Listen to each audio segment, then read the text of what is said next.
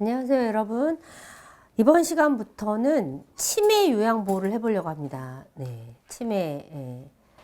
치매가 여러분 우리나라에서 전 강의 때 말씀드렸지만 전 세계의 치매 환자 수가 3위입니다. 우리나라가 3위이고요. 치매는 뭐 간단히 말씀드리면 오래 살기 때문에 생기는 병이죠. 네, 오래 살기 때문에 생기는 병입니다. 그러면 또 젊은 사람들은 안 걸리느냐? 네, 젊은 사람도 걸리는 치매가 있습니다. 초록이 치매라고 해서. 그렇지만 많은 수가 오래 사신 분들이 이제 걸리고 있고요. 왜 치매가 생기느냐? 모릅니다. 원인을 모릅니다. 아직 모르고 아직 밝혀지지 않았고요. 여러 가지 대증적인 여러 가지 치료를 하고 있지만 아직은 원인을 정확하게 모르고 있고요. 자, 그렇다면 치매는요, 점점 치매 환자가 늘어나면서 치매 진단을 받고 평균 10년 이상 투병한다라는 결과가 나오고 있습니다. 그래서 10년 동안 투병을 하는 대상자도 어렵고요. 10년 동안 투병을 지켜보면서 돌보고 있는 경제적인, 정서적인, 사회적인 가족들도 상당한 부담감을 느낍니다. 그래서 이 치매의 문제는 사회적인 문제이기도 하고 치매 대상자의 어떤 어려움, 그리고 치매 가족에 대한 부담, 모든 것들이 그냥 간과할 수 없는 문제가 됐습니다. 자, 그래서 치매 대상자에게 갖는 여러 가지 원인들, 여러 가지 어려움들, 그리고 치매 대상자가 있음으로 해서 그 가족이 느끼는 어려움들을 이제 살펴보도록 하겠습니다. 치매 가족이 느끼는 부담의 종류. 네. 전에는 치매에서 치매에 대한 것만 나왔어요. 그런데 요번에 이제 책이 개편되면서 치매 가족이 느끼는 부담의 종류 이렇게 나왔는데요. 참 여러 가지 연구가 다양화됐죠. 자, 모든 가족이 동일한 종류나 정도의 부담을 느끼는 것이 아닐 수 있지만 어쨌든 부담을 오랜 투병 기간이기 때문에 다 느끼고 있고 이 부담을 어떻게 줄이느냐가 또 사회적인 어떤 문제가 되어 있습니다. 그래서 치매는 제가 전 강의 때 말씀드렸지만 인지장애로부터 시작을 해서 나중에 신체 장애로 오고요. 그리고 또 세월이 지나면서 정신 심리 장애로 나타납니다. 그래서 그 단계마다 요실금이나 변실금이나 또는 장기 요양 시설에 입소하는 단계, 또 이런 단계 과정마다 대상자에게도 어려운 일이지만 이거를 함께 걸어가야 되는 가족들에게도 상당한 어려움이 있습니다. 자, 여기 표를 이렇게 만들어 놨어요. 치매 단계에 따른 가족 부양 특성과 부담 변화. 네, 간략하게 살펴보면요. 처음에는 조기 증상, 치매 증상의 점진적인 진행. 처음에는 치매라고 하는데 믿기지 못하는 상태. 처음에 가족이 뭐 아버지가 치매야, 엄마가 치매야 했는데 우리가 볼 때는 너무 멀쩡해요. 그래서 뭐가 오진 아닌가 뭐 이렇게 생각하는 단계 조기 증상입니다. 그리고 진단 치매 증상 수용 노력 단계. 그런데 시간이 지날수록 조금씩 뭔가 증상이 하나씩 둘씩 나타나면서 이제 정말 치매구나. 제가 아는 어떤 학생의 아버지가 너무나 왕성하게 사업을 하셨는데 치매라고 진단을 받아서 온 가족이 말도 안 된다고 생각을 했습니다. 근데 어느 날 몇 달 지난 다음에 아버지가 운영하시던 어떤 컨테이너 물류 사업을 하셨는데 컨테이너 안에 들어가셔서 며칠 동안 못 나오셨어요. 못 나오셔서 가족들은 이제 실종 신고까지 내고 막 그런 큰 일을 겪었는데 나중에 컨테이너를 열어보니까 그 추운 겨울날 컨테이너에서 며칠 동안 물 한 모금 못 드시고 거기 덜덜덜 떨고 계시는 거예요. 그래서 이제 가족들이 충격도 받았지만 우리 아버지가 치매구나 이렇게 생각하는 치매 증상을 수용하는 그 단계가 이제 됩니다. 그래서 이제 진단받고 수용하는 단계가 있고요. 수용하는 단계에서 열심히 이제 또 병원 다니시고 노력을 하시죠. 그래서 어느 정도 이제 쭉 지나면, 세월이 많이 지나면, 이제 사람마다 그 기간이 조금씩 틀립니다. 틀리고, 그러면 이제 신체적인 어떤, 증상으로 나타나고요. 그리고 그 신체적인 증상은 꼭 치매 여성만 나타나는 건 아니고, 우리가 고령이 되면서 같이 나타나는 여러 가지 증상이 같이 나타납니다. 그런데 치매는 인지장애이기 때문에 내가 나를 보살피는 위생관리가, 건강관리가 전혀 되지 못하잖아요. 그래서 조금 더 나타나는 거예요. 그래서 그렇게 나타나다가 이제 어느 때가 되면 이제 정신행동 증상으로 나타납니다. 예. 네, 정신행동 증상으로 나타나고 이때는 본인뿐만 아니라 가족들도 정신행동 증상이 나타나는 것에 대해서 굉장히 당황하고 좌절하고 네, 여러 가지 이제 부적응 단계를 겪기 시작합니다. 자, 그래서 이제 지지자원 물색 단계, 예, 지지하거나 자원 물색 단계 이렇게 해서 도움을 요청하고요. 가족들이 돌보다가 도저히 안 돼서 병원에 오시는 분도 있고 또는 요양원에 가시는 분도 있고 이렇게 도움을 요청하고 이때 이제 도움을 요청하면서 각각 가족마다 약간의 차이는 있지만 부양의 어떤 어려움, 위기 이런 것들을 이제 경험하시게 됩니다. 뭐 실금도 있을 수 있고 뭐 요실금, 변실금 또 여러 가지 다른 증상들도 있으실 수 있죠. 그래서 여러 가지 문제 때문에 병원에 입원하시기도 하고요. 또 병원에 입원해서 어느 정도 급한 문제는 해결하셨지만 가족이 돌보기에는 너무 이제 어렵게 되죠. 그러면 이제 결국은 이제 시설에 입원하시게 됩니다. 그래서 시설에서 오랫동안 이제 요양보호사들이나 거기에 계시는 의료진들이 이제 돌보면서 어려움을 겪게 됩니다. 그래서 부양 고비 단계가 있고 또 더 진행이 되면 이제 섭식 드시는 걸 잊어버리시죠. 기억이 안 나서 드시는 걸 잊어버리는 단계가 와요. 섭식 곤란하고 또 그렇게 진행이 쭉 되다가 나중에는 이제 와상이 되시죠. 그래서 치매 말기 단계까지 가십니다. 결국에 이런 여러 가지 단계를 쭉 거쳐서 나중에는 이제 돌아가시죠. 돌아가시면서 사별과 애도 단계를 맞습니다. 근데 이 단계가 어떤 분들은 치매를 크게 나누어서 초기와 중기와 말기로 나눈다고 하면 이 단계가 예를 들어서 치매가 평균 10년을 투병한다고 하면 초기가 3년, 뭐 중기가 4년, 말기가 3년 이렇게 됐으면 좋겠지만 그렇지 않아요. 그렇지 않고요. 어떤 분들은 초기만 쭉 하다가 갑자기 돌아가시기도 하고요. 어떤 분들은 초기가 불과 몇 개월 있다가 중기로 넘어가시는 분도 있고 그렇습니다. 그래서 이게 아직은 많이 연구되어야 되는 분야고 그래서 좀 어려움이 있고요. 다만 아주 많은 연구가 이루어지고 있고 또 프로그램도 좋은 인지 프로그램이 있기 때문에 치매의 진단을 받으셔도 그걸 유지하려고 노력하시면 예전보다는 훨씬 더 결과가 좀 좋으신 것 같습니다. 그러니까 너무 실망하지 마시고 네, 같이 이렇게 하시면 될 것 같습니다. 자, 일반적으로 치매 가족이 느끼는 부담은요. 정서적 부담, 신체적 부담, 가족관계의 부정적 변화, 시간적 제약과 사회활동의 제한, 경제적 부담 등이 있습니다. 전반적으로 다 이제 부담을 느끼시죠. 자, 처음에는 분노가 있습니다. 분노.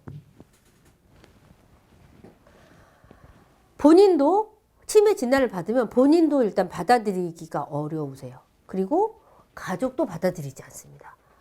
그래서 뭔가 오진이다 이렇게 생각하시고 누군가에게 이 치매 진단 받은 것을 누군가에게 화를 내고 싶어 합니다.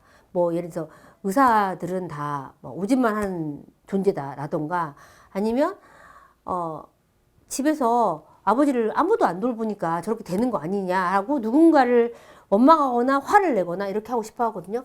현실에 대한 분노를 느낍니다. 그리고 대상자를 돌보는 일도 피곤할 때 또는 다른 가족들이 도움을 주지 않거나 화를 내는 경우가 많고 화를 내고 나서는 또 자기 자신을 책망하게 됩니다. 자, 분노가 처음에 좀 많이 있고요. 그 다음에 이제 무기력감을 느낍니다. 사람들이 치매는 낫지 않는 병이라고 하고 또 치매 대상자도 그렇게 나아질 것 같지가 않고 점점 연세가 드시면 드실수록 더 이제 나빠질 것만 같은 좌절감 그런 것 때문에 이제 무기력감에 빠집니다. 그리고 또 죄책감 돌보다가 힘이 들어서 대상자에게 화를 냈다거나 뭔가 자신이 충분치 못했다라는 생각이 들면 스스로 죄책감에 빠집니다. 네. 이 돌보는 사람도 그래서 굉장히 힘들어요. 네. 자, 그래서 자, 그다음 이제 우울. 우울은요. 치매 대상자도 우울증에 많이 걸리고 돌보시는 분도 우울증에 걸립니다.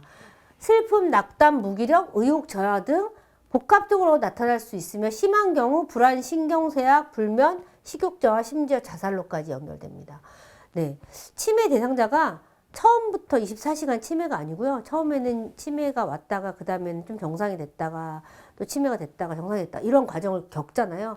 그러면 점점 증상이 이제 심각하게 되면서 이분이 내가 치매가 와서 한 행동에 대해서 너무 괴로워하세요. 그리고 내 위생 관리가 안 되고 내 관리가 안 돼서 어느 날 치매 걸린 노인이 온정신으로 왔는데 거울을 딱 봤는데 너무 이상한 사람이 거울에 있는 거예요. 근데 이 사람 도대체 누구야? 이랬더니 가족들이 말을 못해요. 예. 가족들이 하는 말은 뭐냐면 일평생 우리 엄마가 저런 모습을 본 적이 없다. 저 사람은 우리 아버지가 아닌 것 같다. 이런 말씀을 많이 하세요. 그렇게 완전히 새로운 인격체처럼 전혀 다른 행동과 말씀을 하시는 거거든요. 근데 중요한 건 그러면서 가족들이 좌절감을 겪기도 하지만 본인 대상자 스스로가 그 모습을 온정신 들어왔을 때 보고 나서 굉장히 실망하고 좌절하고 하면서 우울증에 빠집니다. 그래서 결국은 네, 여러 가지 이런 것들이 있고 자살로까지 이어지기도 합니다. 이거는 대상자도 그렇게 되고요. 가족들도 그렇습니다. 그래서 이런 거에 대한 좀 대응이 필요하고요. 자, 소외감. 치매 대상자를 돌보는 일로 인해서 사회적 관계와 접촉이 줄어들고 친구나 의지할 만한 사람이 점점 줄어들면서 이제 기간이 길어지기 때문에 돌보는 가족이 있다면 그 가족이 사회적 소외감을 경험하게 됩니다. 그래서 우리가 많이 접하는 그 뉴스 중에서 치매 노인을 10년 이상 돌봤는데 치매 부인 또는 치매 가족을 10년 이상 돌봤는데 도저히 끝이 안 나고 좋아지지 않아서 그 노인을 죽이고 자신이 자살하고 하는 그런 뉴스들이 가끔 있습니다. 예, 이런 여러 가지 것들에 영향이 있습니다. 자, 불안감. 치매 대상자의 상태나 대상자를 돌보는 역할, 재정적 상태 등에 대한 확실한 정보가 없는 경우 가족은 더욱 불안을 경험하게 됩니다. 이게 죽어야만 끝날 것 같고 그리고 점점 경제적인 상황은 더 나빠지는데 이분이 돌아가실 때까지는 끝도 없는 어떤 비용이 들어가야 되는 것 같은 느낌? 그러면 이제 불안감까지 있게 됩니다. 자, 신체적인 부담을 보시면요. 자, 피로. 가족들이 대상자를 돌보는 역할뿐만 아니라 가정 경제를 이끌어 가야 되고요. 또 이분을 돌봐야 되는 역할까지 있어야 되니까 이제 피로할 수밖에 없죠. 그리고 대상자를 주로 돌보는 가족은 다른 구성원의 신체적 피로보다 피로 또한 더 커집니다. 우울증이 함께 나타나는 경우에는 피로 정도가 더 심해지고요. 심한 피로는 가족으로 하여금 본의 아니게 치매 대상자를 방치하고 학대하고 하는 일도 벌어지게 됩니다. 피로가 신체적으로만 필요하다 이렇게 생각하시면 안 되고요. 왜냐면 이게 긴 병이잖아요. 그래서 만약에 주변에서 봤을 때 이게 정말 돌보는 것으로 인한 신체적인 필요일 수도 있지만 긴 병으로 인한 이런 정서적인 또 이제 우울감 때문에 생기는 피로일 수 있어요. 그러면 이거에 대한 거를 좀 대응을 해서 이분이 우울로 인한 피로가 겹쳐서 정말 자살까지 이어지지 않도록 한번 대책을 강구해 주셔야 됩니다. 자, 신체 질환 보시겠습니다. 치매 대상자를 돌보는 가족이 심장질환, 요통, 고혈압, 관절염, 소화기 질환, 여러 가지 신체 질환을 앓고 있는 경우가 많습니다. 왜냐하면 긴 병이기 때문에요. 이 치매 대상자를 놓고 뭐 자기가 뭐 건강관리를 하기 위해서 뭐 운동을 한다거나 뭐 한다거나 이렇게 할 수가 없어요. 없으니까 아무래도 만성 질환이 생길 가능성이 많죠. 이미 가지고 있던 신체 질환이 악화되기도 하고 진통제나 항우울제나 수면제 등 약물에 의존하는 경향도 높아집니다. 치매 대상자를 돌봄으로 해서 피로나 정신적 스트레스, 또 음주, 흡연, 과식 등 부적절한 대응이 또 신체 질환을 더 높이기도 합니다. 자, 수면 장애도 생기는데요. 치매 대상자가 밤낮이 바뀌어가지고 막 돌아다니신다든지, 예, 뭐 이러시면 그 돌보는 사람도 당연히 잠을 못 주무시게 되죠. 그래서 부양 부담으로 인해서 수면 부족이 또 나타나기도 합니다. 또 그래서 이런 치매 대상자가 있는 가족들은요, 가족 관계에 부정적인 변화가 나타나는데요. 첫 번째, 가족 관계의 질의 변화가 생기는데, 치매 대상자의 배우자가 만약에 주로 돌보는 경우에는요, 내 남편, 내 와이프지만 더 이상 의사소통이 어려워집니다. 치매 대상자이기 때문에 어려워지고, 이제는 동반자라는 생각이 들지 않아요. 들지 않고, 이제 그런 생각이 점점 약해져서 나중에는 하나의 나의 큰 짐처럼 느껴지게 되죠. 예, 그렇게 되고요. 자, 결혼한 성인 자녀가 돌보는 경우에는요, 부부관계의 질이 떨어집니다. 그래서 자녀들이 충분한 보호를 받지 못한다고 느끼고, 그 상대 배우자에 대한, 이해를 구하거나 이런 거를 처음에 초기에는 그렇게 하겠죠. 그러지만 점점 떨어져서 이제 그 부부 관계마저도 소원해집니다. 소원해지게 돼서 가족 관계의 질이 이제 그러니까 법적으로만 이어져 있지 이제 좀 소원해지는 그런 관계 변화가 일어나고요. 자, 가족 간의 갈등이 또 생기기도 합니다. 치매 대상자의 신체 및 정신 장애 정도, 가족의 부양 태도나 부양 방법에 대한 의견 차이, 또 의사소통의 부족 등으로 갈등을 일으키는 원인이 되기도 하고요. 돌보는 사람은 돌보기만 하고, 또 돌보는 사람이 이제 사회적인 활동을 못하게 되잖아요. 그래서, 약간 돌보는 가족과 또 경제적인 부담을 하는 가족들 간의 이제 갈등, 이런 것들이 이제 많이 생기게 됩니다. 치매 대상자를 돌보는 일로 인해서 전체 가족이 함께 모여 대화할 수 있는 기회를 갖기가 어렵고요. 그래서 이 가족이긴 가족인데 서로에게 상대방의 행동이나 태도에 대해서 불만을 갖고 비난하게 되는 그런 상황이 많이 생기고요. 그래서 이런 거를 역기능적 상호작용의 연쇄 과정이다. 연쇄 과정이 형성된다라고 하고 결국에는 전체 가족 관계가 전부 이제 부정적인 방향으로 변화하게 됩니다.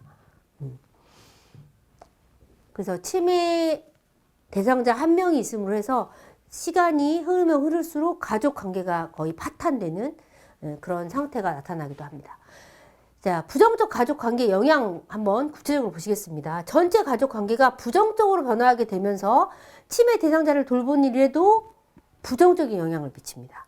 자, 동거나 별거 가족 내에서 적절한 역할이 이제 조정되지 않아서 계속 돌보는 사람은 돌보기만 하는 거예요. 그리고 오랜 세월이 지나면 그 사람이 그거 외에는 다른 사회적인 활동을 못해서 어떤 경력이 단절된다던가 뭐 이런 것들이 일어나가지고 결국은 가족이 감당할 수 없을 정도의 역할이 많아지고 역할을 잘 수행하지 못하고 하면서 그 돌보는 사람은 돌보는 사람대로 어떤 문제에 봉착하고요. 다른 가족들은 다른 가족들대로 문제에 봉착하게 됩니다. 자, 전문가를 통해서 적절한 지원과 협조가 이루어지면 이 역기능적 상호작용의 연쇄 과정이 차단되어서 상황이 악화되지 않고 가족의 부담이 완화된다고 합니다. 자, 한번 살펴보시겠습니다. 자, 치매로 인한 노인이 기능이 저하됐어요. 자, 주 부양자가 있죠. 주 부양자가 치매 대상자의 부양을 전적으로 책임집니다. 가족 중에 어떤 누군가가 책임집니다. 그 부양자의 역할 가중도가 세월이 지나면 지날수록 이제 상태가 점점 안 좋아지니까 점점 가중도가 심화되고요. 그리고 이 부양자도 역할 수행 능력이 이제 저하되기 시작합니다. 그러면 가족 성원이나 가족 외부에 그 지원이 충분하지 않거나 아니면 부적절하거나 그러면 이제 가족 간의 불화가 이제 심화되게 됩니다. 자, 동거를 하거나 별거 가족이 부양자의 부양 방법과 태도에 대해서 이제 비난을 합니다. 뭐 너는 돌보는 것만 하는데 그거 하나를 못 하느냐. 뭐 예를 들어서 이렇게 하면 주 부양자는 이제 분노하기 시작합니다. 예, 나는 정말 나의 모든 개인적인 사생활과 사회적인 관계와 모든 걸 다 끊고 이렇게 했는데 나한테 저렇게밖에 말을 못하나? 뭐 이런 여러 가지 예를 들자면 이렇게 합니다. 자, 그러면 그런 여러 가지 요인에 의해서 다른 가족 관계 영역으로 갈등이 확대됩니다. 네. 그래서 가족 모두가 다 이제 이 갈등을 갖게 되고 관계가 안 좋아지기 시작하죠. 부양자의 특정 가족 성원과의 갈등, 모두하고 갈등이 다 있고요. 부양자의 부양 가족 및 노인과의 관계도 그러면 주 부양자도 노인을 돌보는 거에 대해서 이제 회의를 느끼기 시작합니다. 네. 근데 이게 이렇게 돼서 이거를 바로 역기능적 상호작용이라고 하는데요. 결국은 그래서 이제 최악의 경우에는 주 부양자가 치매 대상자를 죽이고 본인도 자살하는 그런 사건이 생기는 거죠. 그래서 이럴 때는 전문가를 통해서 이 역기능적 상호작용의 어떤 사슬을 끊고 적절하게 차단시키고 상황이 악화되지 않도록 이거를 새로 적절하게 가족의 부담을 좀 완화시키는 어떤 조치가 필요하다. 적절한 지원과 협조가 이루어져야 된다라는 주장입니다.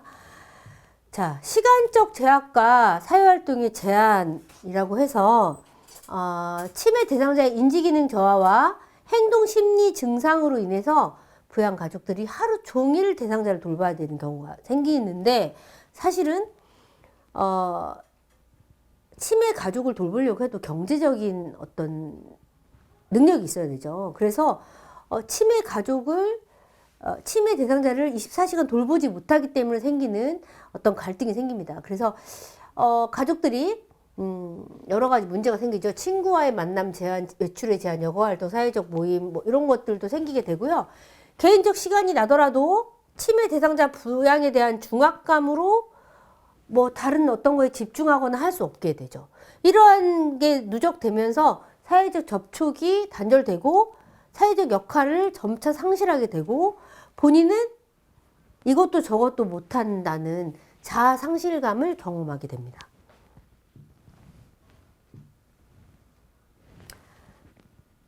또한 치매 대상자의 재정 관리 보시면 가족 중에 치매 대상자가 생기면 재산에 관한 사항을 대상자 자신이 할 수가 없죠. 그래서 대상자를 돌보는 가족에게 재산이나 법률에 관한 문제가 생길 수밖에 없어요. 네. 뭐 보시면 주야간 보호센터, 방문 간호 또는 시설에 입소하게 되는 경우에도 비용이 부담되죠. 그래서 실제로는 경제적 부담 때문에 이게 작은 시간이 아니잖아요. 최소 10년 이상인데 평균 10년 이상이죠. 그래서 긴 시간 동안 계속 경제적인 부담이 있기 때문에요. 주 부양자는 돌보기만 하고 가족 중에 다른 분들은 뭐 경제를 부담하고 뭐 이렇게 하기도 하고 또는 대상자가 재산이 있다면 성년 후견인 제도를 통해서 대상자의 재산을 돌보는 사람이 돌봄을 하기 위해서 사용할 수 있게 해달라라는 성년 후견인 제도를 신청하기도 합니다. 그래서 어쨌든 긴 병이기 때문에 경제적인 부담을 무시할 수가 없고 이 경제적 부담이 해결된다 하더라도 가족 간의 이런 심리적인 정신적인 이런 부담이 상당합니다. 그래서 이런 부담을 좀 완화시켜주는 전문가가 중간에 개입되어야 할 필요성이 있습니다. 자, 치매 가족과의 의사소통 기법을 한번 살펴보겠습니다. 치매 가족과의 의사소통을 통해서 신뢰를 쌓아가고 긍정적인 관계 형성을 하기 위해서 도움이 되는 상담 기법들이 있는데요. 방금 살펴보신 것처럼 치매 가족들이 치매라는 질병을 가진 대상자와 긴 세월 동안 투병 생활을 하면서 돌봄을 같이 하면서 받는 정신적인, 사회적인, 경제적인 부담감이 상당합니다. 그래서 치매 가족들에게도 어떤 전문적인 상담이라든지 이런 것들이 필요한데요. 적절한 의사소통 기법을 통해서 가족과의 긍정적인 관계를 좀 유지하게 하고 또 돌봄에도 긍정의 영향을 미치게 하는 것이 필요합니다. 가장 중요한 것은 우리가 치매 가족끼리만의 의사소통 기법에만 사용하는 게 아니고요.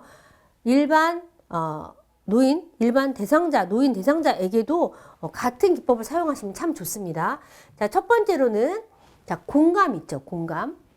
공감은 뭔가요? 시험에 이거 공감은 좀 자주 나오죠. 자, 상대가 아무리 열심히 얘기를 해도 듣는 사람이 공감을 해주지 않으면 대화를 이어갈 수 없죠. 그래서 공감은 자기 관점이 아닌, 네, 요거 좀 기억해 두셨으면 좋을 것 같아요. 자기 관점이 아닌 상대의 관점에서 이해하고 공감하려는 자세. 그래서 공감을 하기 위해서는요, 상대의 입장에서 생각하는 게 중요하고요. 상대방의 말을 주의 있게 듣고 있다. 고개를 끄덕이거나 손을 잡아주거나 비언어적인 행동을 통해서 공감하고 있다. 이렇게 표현하는 게 좋고요. 말씀하실 때 뭐뭐 때문에 그러시는군요. 라는 것처럼 상대방에게 내가 당신의 말을 잘 듣고 있습니다. 이렇게 하시는 게 필요합니다. 그래서 공감을 잘하는 것이 의사소통을 잘하는 것의 가장 기본적인 방법입니다. 자, 가족이 표현한 내용이나 감정 뒤에 숨겨진 감정을 알고 공감하는 것은 조금 더 깊이 있는 공감이죠. 그래서 이런 깊이 있는 공감을 할 때는 주의 깊게 듣고 신중을 기하시는 게 필요하고요.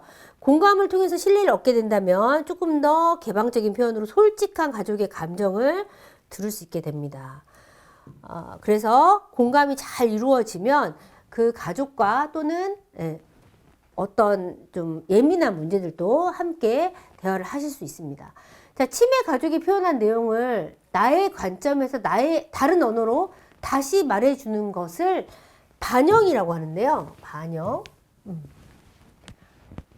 그러면 듣는 사람은 내가 존중받고 있다는 느낌을 받는다고 합니다. 그래서 대상자가 뭐라고 얘기했어요. 그러면 자세히 듣고 그때는 정말 마음이 뭐뭐해서 마음이 아프셨겠군요. 또는 이렇게 해서 서운하시겠군요. 잘 듣고 요약해서 이렇게 해서 힘이 드셨군요. 뭐뭐뭐 해서 기쁘셨겠군요. 기분 좋으셨겠군요. 이렇게 본인이 들은 말을 요약해서 기분을 공감하는 것을 이렇게 전달합니다. 반영이라고 합니다. 이런 것처럼 정확하게 그 감정, 그 사람이 말한 내용과 그 사람이 말한 감정을 정확하게 표현해주면 이 사람이 내 말을 잘 듣고 있구나. 내가 느끼는 걸 똑같이 느끼고 있구나. 이렇게 느낍니다. 이제 상대방이 느끼는 심정을 알기 위해서는 그 사람의 기분을 헤아리는 것이 중요하고요. 그 사람이 내 기분을 이해했다라고 하면 이 사람이 나를 이해했구나. 이렇게 느낀다고 합니다. 그래서 이제 치매 가족들과 의사소통하는 기법에 대해서 공부를 하고 있는데요. 가장 중요한 게 공감입니다. 그래서 공감은 상대방의 입장에서 이해한 것을 말로 표현해 주는 게 중요합니다. 이걸 또 반영이라고 하는데 우리 전 시간에도 효과적인 의사소통이라는 장에서도 이걸 한번 다뤘습니다. 그런데 이제 치매 가족들의 상당한 부담감 그리고 치매 가족들과 대화하는 방법을 할 때 첫 번째 공감입니다. 여러분, 어떻게 대화를 해야 되는지 지금 중요한 예시도 나와 있으니까요. 요렇게 요런 예시를 잘 듣고 활용을 하시면 큰 도움이 될 것 같습니다.